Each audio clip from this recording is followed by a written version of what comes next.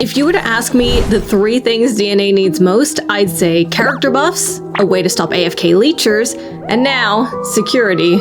That's right, DNA addressed the hack-shaped elephant in the room. Sort of. Here's everything you can expect on the April 7th update of DNA. This video is sponsored by Duet Night Abyss, who gave me full reign to speak candidly about the pros and cons as usual. They also provided me all this super clean footage from the livestream.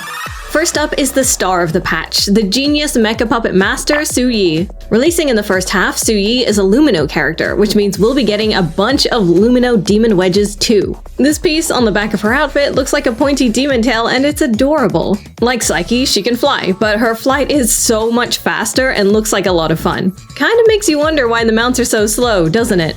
From the ground or air, Su Yi bombards her victims with projectiles, and she can consume all her sanity to enter Starfall mode, where her melee weapon is replaced with a greatsword. Each slash is slow, yet graceful, and hopefully powerful. You can get Su Yi starting on April 7th when she enters Immersive Theater. With that change, Yu Ming will enter Nocturnal Echoes, which is the weekly boss challenge, and Yellen Oliver will enter the Secret Letter Shop, becoming infinitely grindable.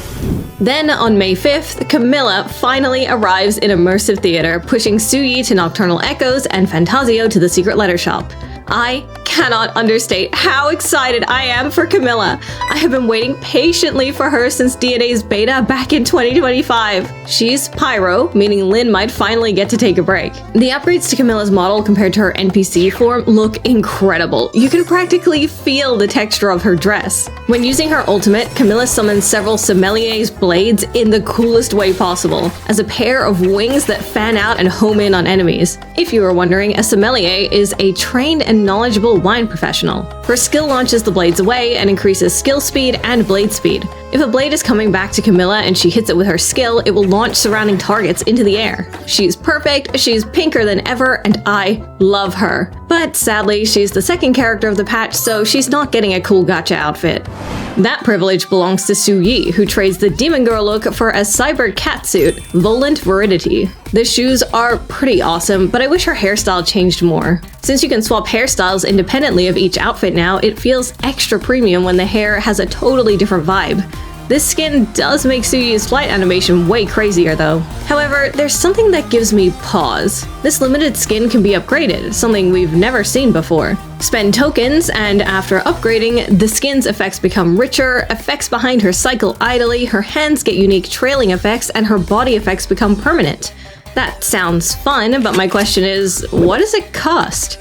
How do you acquire these tokens? After the dragon mount, I'm apprehensive. Anyway, the effects and everything that go along with this set look great. In particular, the Helix Leap and Plunge attacks are way toned down compared to older effects, which were kinda blinding. I'm a fan of this new direction. There are more cosmetics to talk about, but in order to do so, we need to talk about events, because this time you can get free cosmetics through the events. Dropping on April 23rd is the Incense Proving, a story event that develops Su Yi's character further. During the event, you'll explore maps within a time limit to collect supplies and safely evacuate before the time limit ends. It's search, fight, extract, and a lot more in-depth than usual. But here's where it gets interesting. The rewards. DNA, as we know, is a former character gacha that changed things up at the last minute and now focuses on cosmetics. The problem is, there were barely any ways to actually earn cosmetics. You pretty much had to reach into your wallet for anything good. While you can get the usual upgrade materials from the Incense Proving, you can also earn limited time cosmetics, including head and waist accessories, avatars, and avatar frames. But that's not all. You can also earn rainbow hourglasses to let you pull on skin gacha banners, and this very silly posture pleating. This is a pretty huge step in the right direction to help make events feel worthwhile to participate in. And that's not the only event with good rewards. On April 30th, you can participate in the event Starry Gleanings. Completing commissions during this event gives you a chance to obtain tokens, and you can then spend these tokens to open one chest per day. Rewards include dyes, avatar rewards, 3 limited time accessories, discount coupons, and, shockingly, an entire outfit. This outfit, Rebel Riff, is the new universal skin that anyone can wear. However, through this event, you can get a free one for Hellfire specifically. Why Hellfire of all characters, you must be wondering? That's because she's in for a treat. I'll get back to the events, but let's talk about Hellfire for a second. Hellfire is a launch character who is universally lambasted as one of the weakest characters in the game, right up there with the likes of Sybil and Randy. From the beginning, players have been wondering if the devs would ever address the poor character balancing. In 1.2, we got demon wedges to help lift characters like Berenica, but that requires a lot of grinding and still didn't fix our problems. Enter the 7th Intron. In version 1.3, Hellfire and Rebecca will be the first characters to ascend to Intron 7, with the aim of improving their power levels and making them more fun to use. This confirmation that the devs actually care about uplifting older characters is one of the most exciting updates for me. That means there's still hope for Sybil. Of course, we'll have to wait and see how powerful these extra Introns will actually be. And remember how I said Camila is Pyro? This means Hellfire will be an even better partner for her. I'm so excited for this update. Hellfire has one of the coolest designs in the game, and celebrating her buff by giving everyone a free skin for her is just the icing on the cake.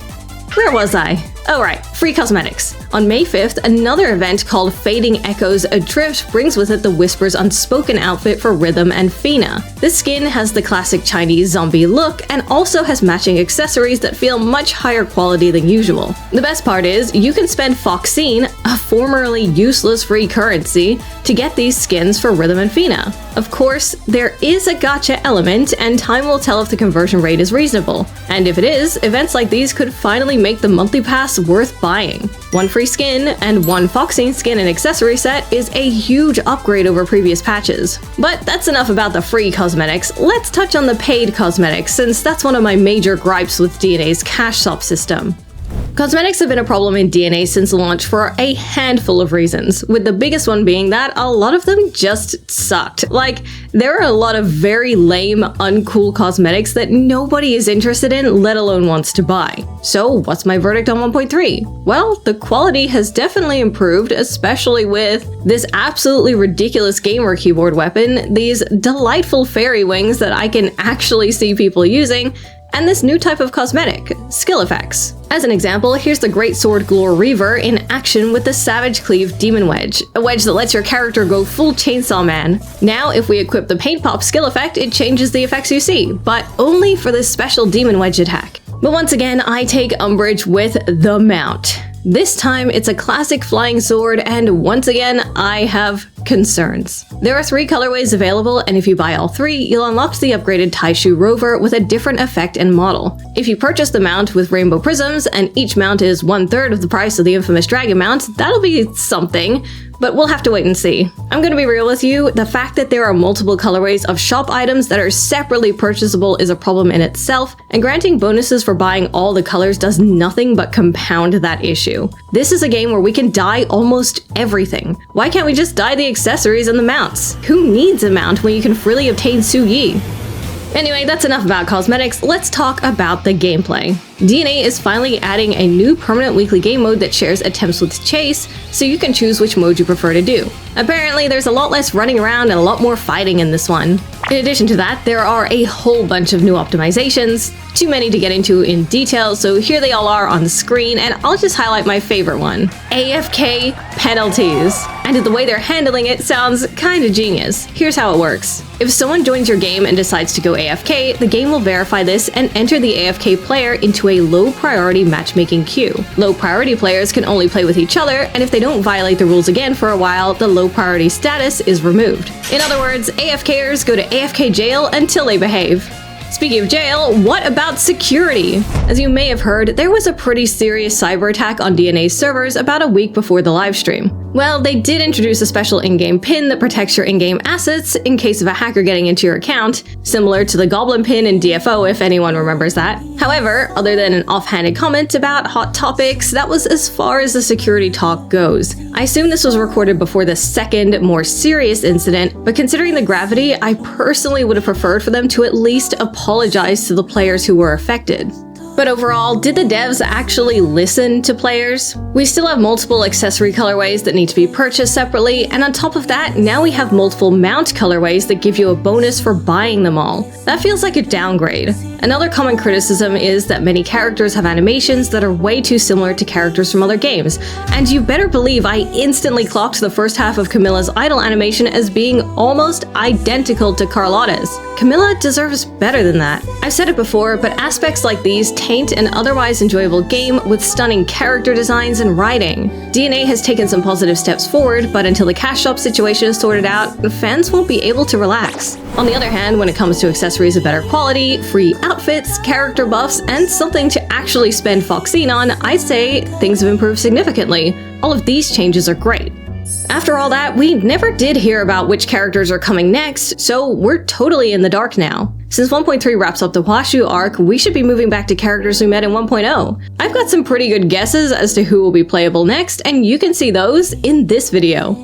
I can't believe they just confirmed Flora is coming next in a tweet minutes before I finished editing this video.